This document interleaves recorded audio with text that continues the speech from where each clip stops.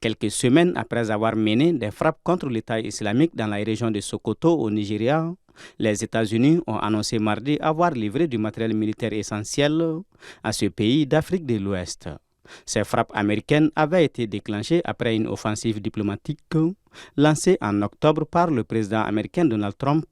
qui avait accusé des groupes armés nigérians de persécuter les chrétiens victimes d'un prétendu génocide et les autorités nigérianes de ne pas agir. Ces allégations avaient été démenties par Abuja et des analystes indépendants qui ont souligné que le conflit au Nigeria était plus complexe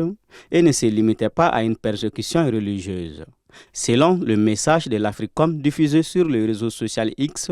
cette livraison vise à soutenir les opérations en cours au Nigeria et met en avant le partenariat de sécurité entre les deux pays, notamment dans la lutte contre le terrorisme.